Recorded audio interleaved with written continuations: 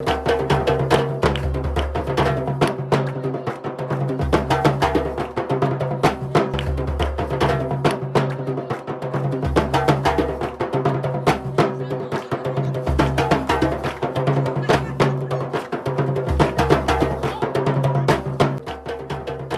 Monsieur, bonjour. La commune de Zaïlando vient de perdre ce jeudi son ancien maire Symphorien Misségbétié, enseignant à la retraite et acteur politique majeur dans la localité. Il était également coordonnateur communal du parti Union Progressiste Le Renouveau. Selon un article publié ce jeudi par le média Icon TV, son décès, dont les circonstances restent encore inconnues, survient quelques semaines après ceux du ministre Yves Kouaro-Tchabi et du préfet Fumé Aimé-Couton, marquant une période de deuil pour la classe politique béninoise. Symphorien Misségbétié a dédié sa carrière à l'éducation avant de s'engager activement en politique, où il a exercé un leadership notable, notamment en tant que maire de Zaïlando. À ce titre, il a défendu les intérêts de sa commune et s'est imposé comme un acteur influent de la région Agoli. Le contenu du code électoral comptant pour les élections générales de 2026 continue de susciter des débats au sein de l'opinion publique. À travers une publication, le politologue Issa Richard Boniworu s'est intéressé à l'aspect sur la possibilité ou non pour un député de s'auto-parrainer pour la présidentielle de 2026, vu que selon le code, le parrainage doit être accordé par d'autres membres du parti. Un aspect qui selon lui n'a pas été bien clarifié, d'où la nécessité pour lui de réviser ce code électoral.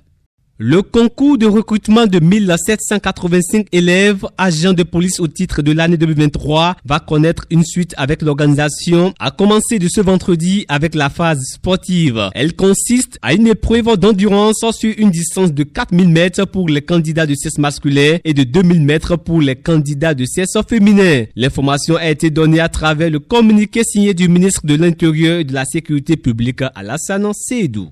Assurance agricole à l'indice de rendement, le gouvernement béninois offre un parapluie de 100 000 petites exploitations agricoles. Ce projet, qui est une réponse directe aux risques climatiques croissants qui menacent le secteur agricole au Bénin et qui affectent les rendements des cultures, a reçu l'appui de la coopération suisse et de la coopération luxembourgeoise qui subventionnent à 80% les primes d'assurance. Le projet a été rendu possible grâce aux collaborations avec divers partenaires techniques et financiers. Alerte escroquerie, le Centre national d'investigation numérique met en garde la population béninoise contre la plateforme SBC et toute plateforme similaire promettant des gains grâce à un système de parrainage. Comme les tristement célèbres Camiochel, Pétrompé, SBC est structuré comme un système de Ponzi. La plateforme permet de renumérer les utilisateurs avec les sommes apportées par les nouveaux adhérents à son système. Ce type de structure finit toujours par imploser lorsque les sommes des nouveaux adhérents ne suffisent plus à payer les utilisateurs. Les Béninois sont donc invités à ne pas se laisser avoir. Des investigations sont déjà en cours pour traquer les représentants locaux de SBC. Diffamation contre le chef de l'État Patrice Talon, le mineur présente ses excuses. À travers une publication sur sa page Facebook, il a remercié l'État béninois pour l'avoir fait clémence et invite ses jeunes frères à ne pas s'égarer comme il l'a fait. Les internautes ont commenté son post. Quelqu'un a écrit « Les conséquences enseignent mieux que les conseils. Sois sage ».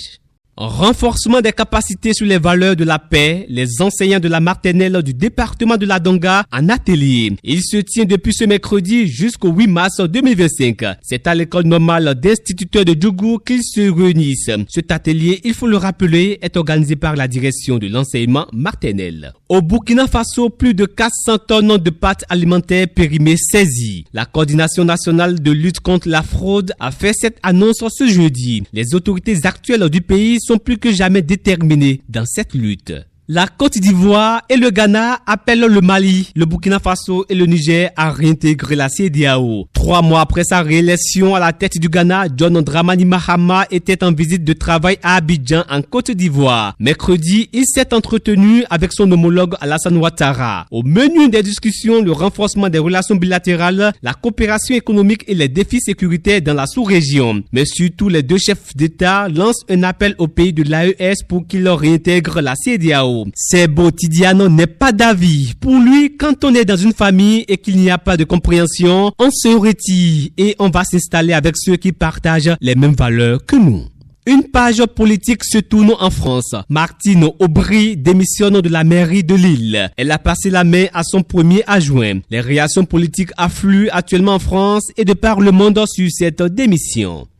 Et c'est avec cette information en France que nous remettons un thème à ce numéro de votre revue du net de ce jour. On se dit bon week-end.